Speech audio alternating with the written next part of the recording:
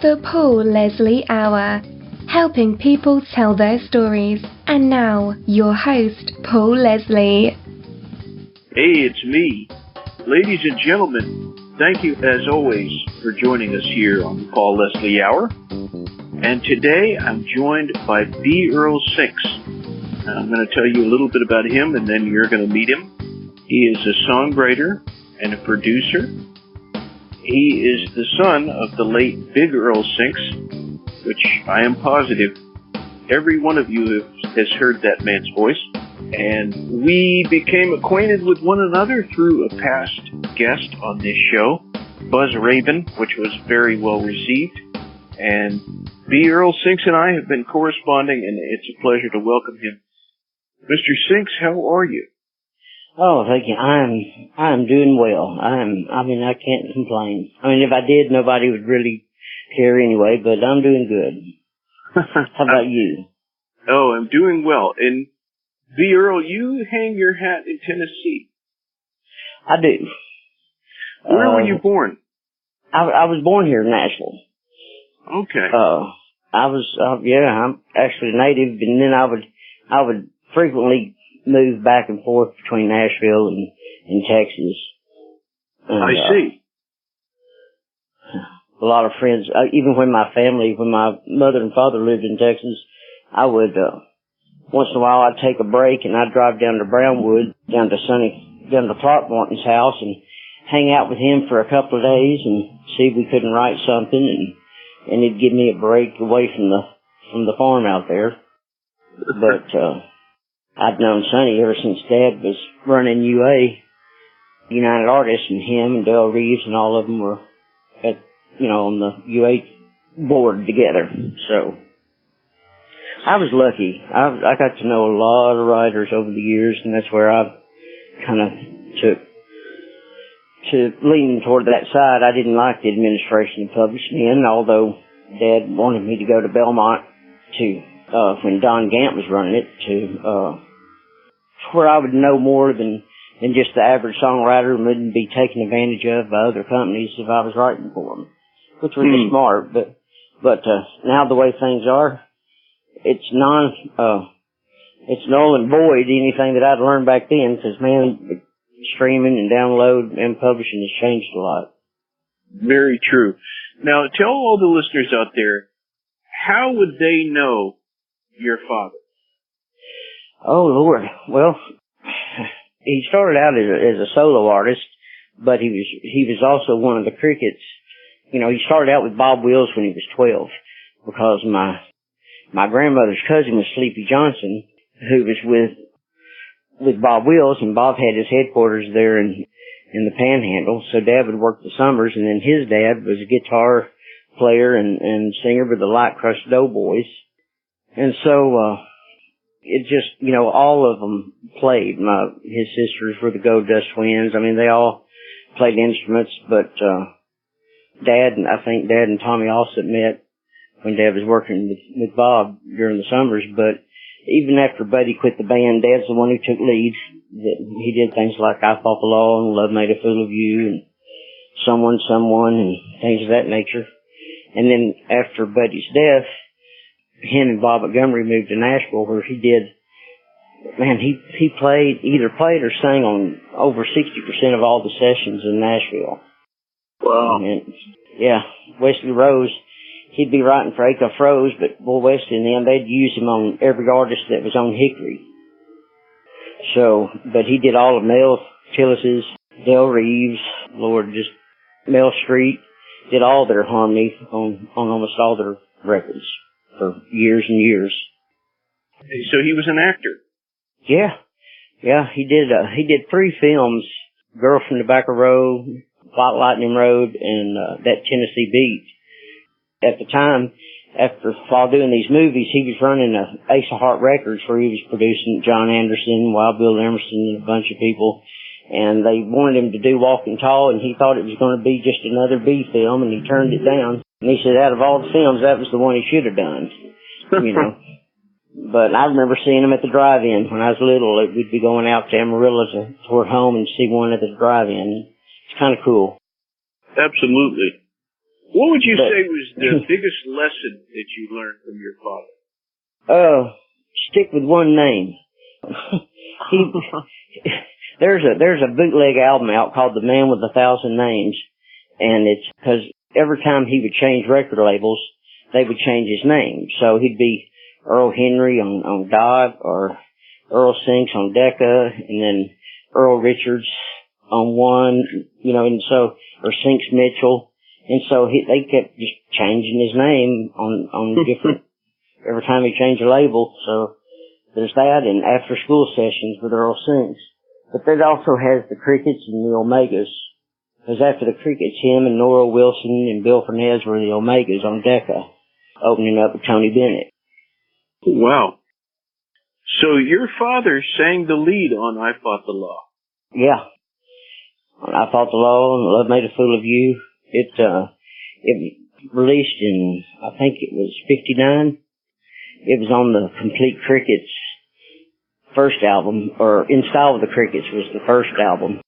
And then they had the Complete Crickets, and now it's been on they've got it on several different compilation albums, Buddy Holly tributes and everything else. They'll have Earl on there, and sometimes it's listed as Holly. There was a gentleman in California that he tracked Dad down because he'd listened to the Crickets, Someone, every day through Vietnam and everything, and he was a big, he's the one who created the solo button on the engineering board, and he's all the sound, but his name is Woody Norris, and he thought that it was Buddy, and so he got in touch with Sonny Curtis, and he said, no, that was Earl, so he flew in to meet Dad because he had listened to him every day since the 70s, which my mother, because her and Dad had divorced and remarried each other 3 times, Mother said he had more consistency with Dad than she did, Well, tell us a bit about your mother. Okay. Well, Lord, she started with her parents on the hayride, back when she was just like 4 or 5 years old as soon as she first started, And then they came up from the hayride with Lonzo and Oscar, and Grandmother and Granddaddy were doing, working with them and Cousin Jody and them, and their good friend Martha Carson took Mother to Fred Rose. And so she started recording, and Martha wrote her first single, Wait a Little Longer, which, the Drifting Cowboys was the band, and Mother was awarded Hank Williams guitar with her first session with MGM on Wait a Little Longer at 7 years old. She was the youngest member to the Opry at that time. Fascinating. Yeah. So tell us, B. Earl, when did you start to write songs yourself? Well, that sounded like something. I guess around 17, 18, I was still in school, but I was running with a lot of the people that used to write for Dad. I was kind of like a mascot, but I started, writing with this one or that one, and running around with people like Dobie and David Chamberlain and all these different ones. And so, I got my first writing deal with Tammy Wynette in 1988. I was working for Doc Holliday Catering Service, along with Gary Sefton, who also was one of Dad's writers. And it had so many, I think he's had over 100 cuts by different artists, but he and Virginia Story, Virginia Terry, Gordon's wife, she worked there with us at Doc's. And I would drop a cassette if I was delivering food to Music Row. I'd just drop a tape into the lunch bag that I was delivering it to, because I wanted to do it on my own. I didn't want anyone to do it based on grandmother and granddaddy or mother or, Lord, my Uncle Johnny or the Louvins, because we were all kin.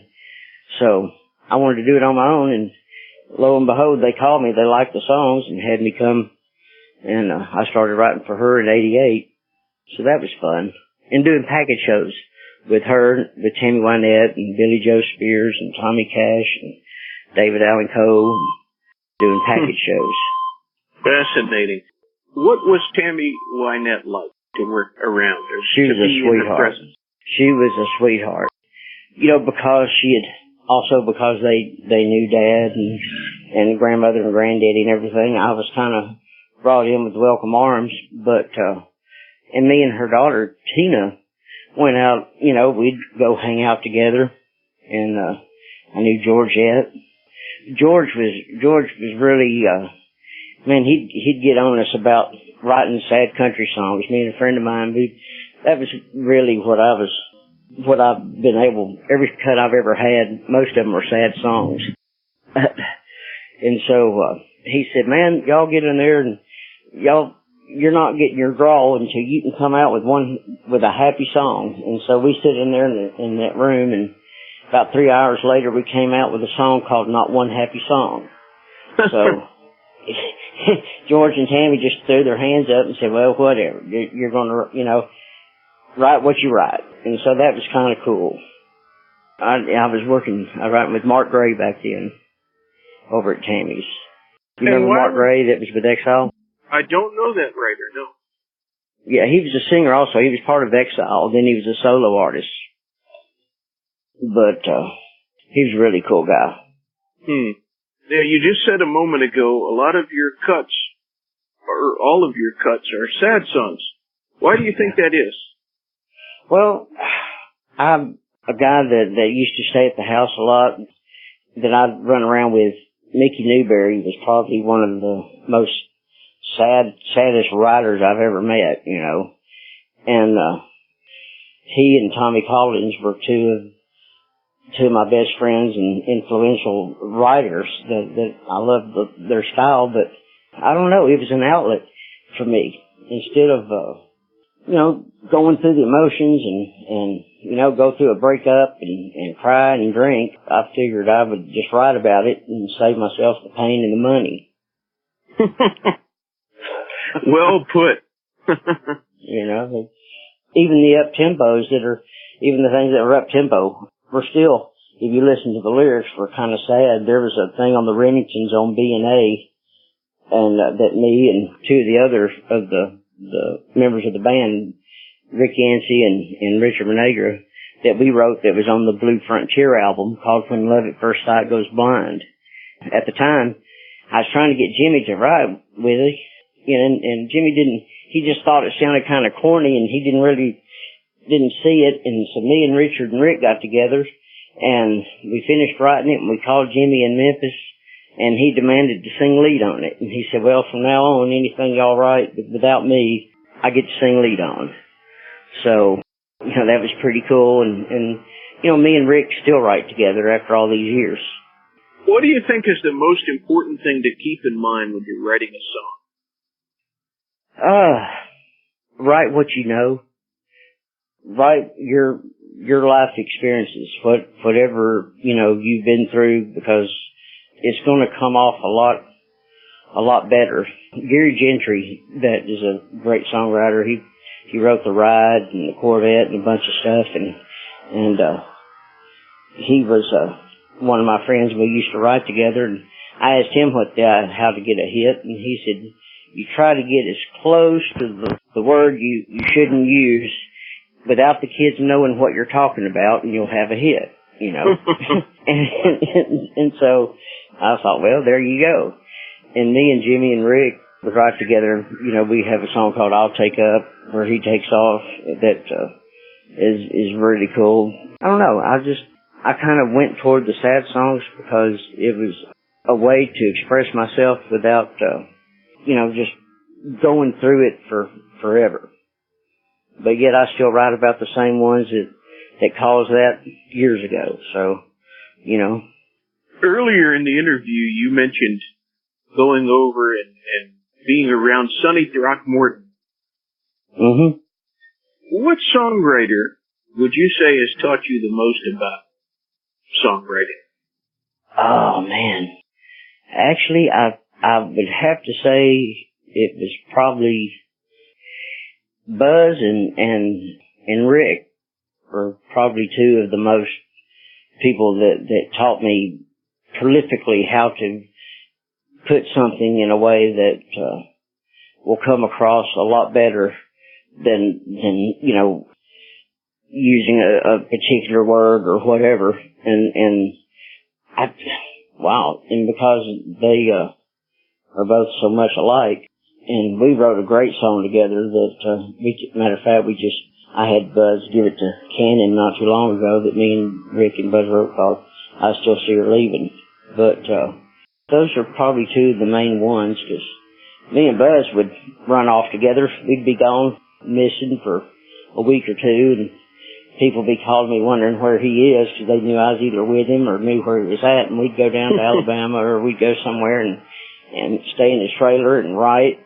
At one point, there was a time when me and Rick and 4 other writers were all living in the same condo that belonged to one of the Crickets, Joe B. Malden. He owned it, and we all lived there together.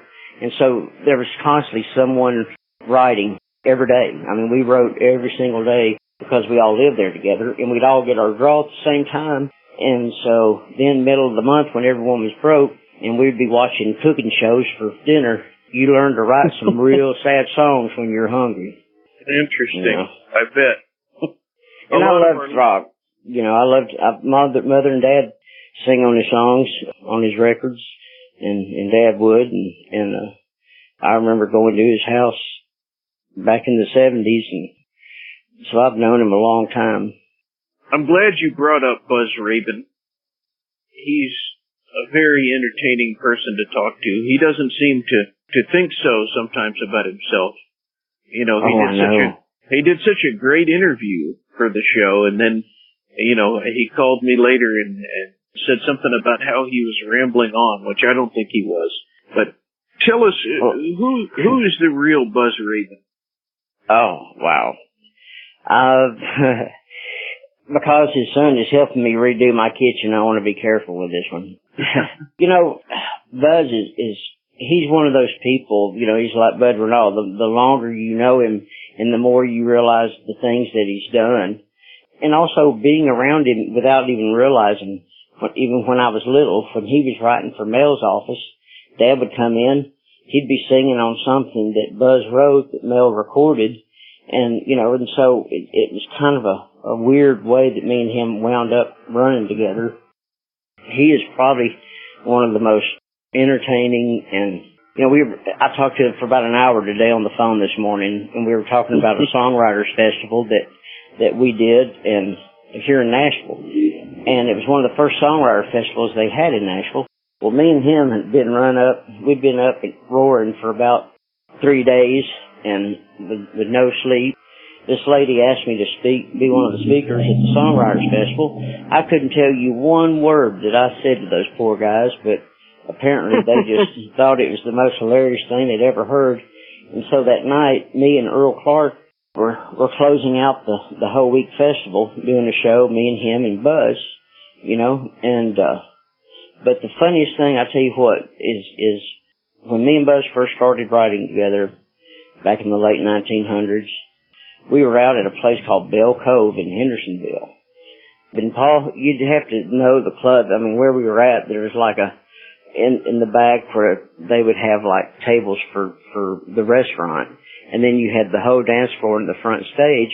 Well, they were doing a writer's night, and this guy got up there, and he told everyone he was a bass player by nature, but he always wanted to write songs, and so this is what he was going to do. And so he started to sing, and not being jaded, but being raised around, writers and everything, he was terrible.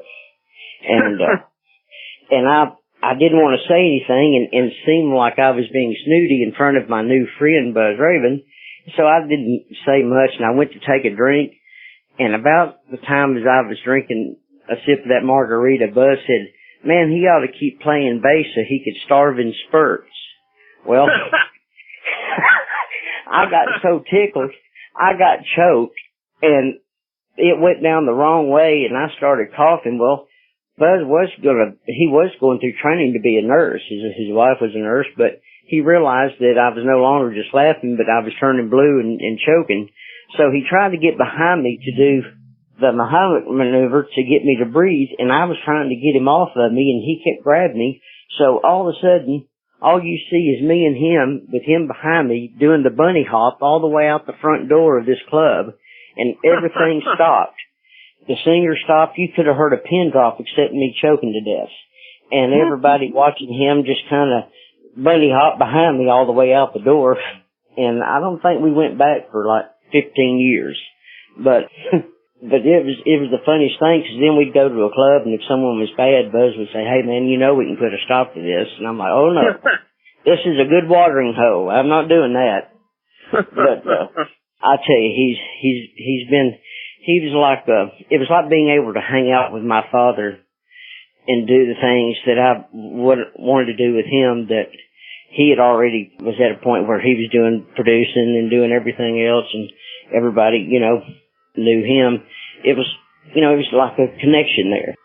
Tell us, B. Earl, what song of yours do you consider your best song, if it's possible to pick?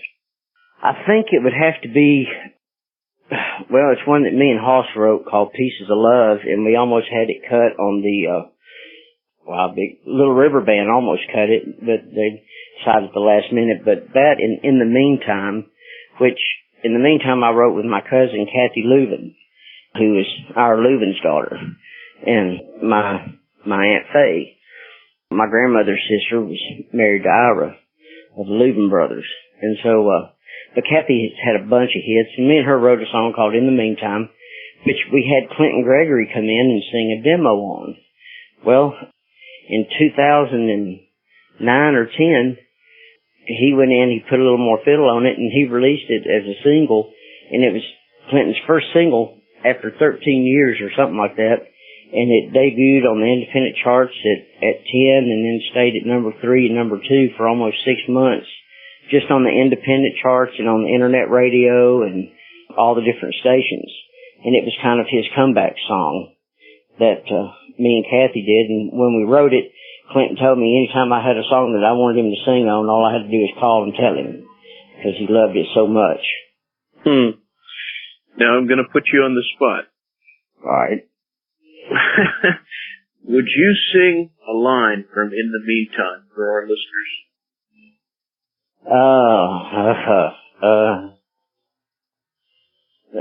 I guess I could.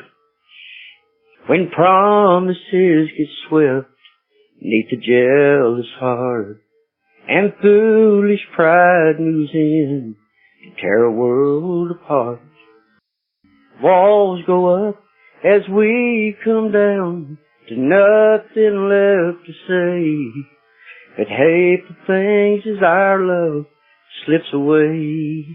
But in the meantime, the cold in between times, we walk such a fine line between your heart and mine. Darling, we can't let this go on. Who cares who's right or wrong? We should be loving up a storm in the meantime. Yeah. All right. Great song. Thank you. That double entendre, of in the meantime when you're not getting along, and during those times you should be able to, so kind of a double entendre on that. So I'm not used to singing without an instrument, and I've got everything packed. Right. I've got everything packed away. It's quite all right. So, and I enjoyed it, and I appreciate you doing that. I know I put you on the spot, but. Yeah, man, I was always afraid. I would watch my parents and my grandparents, which my grandmother and granddaddy, they were with Ferlin and cousin Jody and Marty Robbins and everyone, and their harmonies were so great, them and mothers. I was always afraid to sing in front of them, and until I started getting a little older, but because it was too much to try to live up to. Would you say that your confidence has grown, though? It has, and I went in and cut a couple of things before my dad passed just for him. One was a song that I wrote. I think I put it on my Facebook, whatever, called Cowboys and Guitars, and then one of his that he wrote that the Everlys cut. But me and Buzz, he's talking about going out and doing shows again. we were talking about going up there and roaming the roads together again after all these years and doing our music and having fun at it, as well as with Mel Jr., you know. How does that strike you, the idea of doing that? Oh, wonderful. I don't know. I mean, the last time I went out with Mel Tillis Jr., my mother didn't even know I was out of town. I called her. Well, she called me. She said, "What are you doing?" I said, "I'm just eating some breakfast." She said, "Where are you at?" And I said, "I have no idea." She said, "What are you talking about?" And I said, "I'm at some state." And she said, "Who are you with?" And I told her, and she was like, "Oh, no." She said, "Well, just tell Sonny Boy to remember there was a reason why me and your daddy divorced 3 times. You know, because I asked her why she took him back that last time, and she said it was because Mel lost him in the settlement." Oh, man. Yeah. Wow. What's in the future for B. Earl Sinks? What do you have coming up? Well, man, it's funny you should say that, because Dad left me. He and Herb Gibson were two of the first ones to start your midline product, you know, like in discount stores. And so he would buy and sell masters, even if it, you know, besides producing, of everybody in the world. And so he left me a whole master catalog from everyone from Lord Jimi Hendrix to Patsy Cline to Ray Charles and everything that had just been sitting for years and years. And so I brought in Bud Bernal, the songwriter, my partner, and our attorney as a third into the catalog. And I've reopened El Dorado, and so we're figuring out how to get all these things back out there again and present them to to a new generation. And that's probably one of my focuses.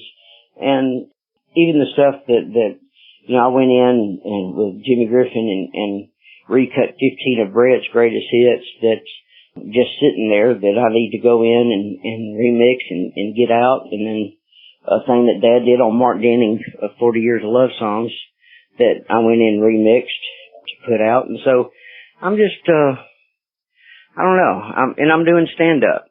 Everyone always was after me about doing stand-up comedy, even Buzz. He's going, "Man, you're missing your calling," you know, and I told him for years I would have, but I was just afraid everybody would laugh. But yeah, so, and that's what me and Buzz were talking about, you know, is I'd open up for him and tell some stories or whatever and then introduce him and he'd do his thing and we'd do some of our songs and then just on to the next one. I want to be able to enjoy what I have, time left I have with my family, with my mother. She's a big part of my life, you know, and Lord, when I look at all the things in her career, I mean, besides being an artist, and she also played auto harp on Patsy Cline albums and Neil Young and everything, and she's been probably my number one spiritual growth as far as my you know, reading my Bible and praying has probably been my mother's influence of all things. So I like spending time with the family, but you know, with everything Dad left, she just gave it all to me to take care of and to take care of them, and so that's what I'm doing. Tell us a little bit more about that. How is the prayer finding its way in your life and helping you? Oh, man, it always has. I mean, I was born with so many medical problems, and thyroid and heart and everything, but as I got older and I was running with people like Billy Nelson and Greg Allman, and I was partying and abusing my nasal passages and things back in the day, she knew, she'd tell me, but she'd always pray for me. And as I got older and I started watching my friends die, I started relying on what she was saying to me more than just my mother getting on to me. All of a sudden, she was, you know, introducing me to music, even that of gospel stuff.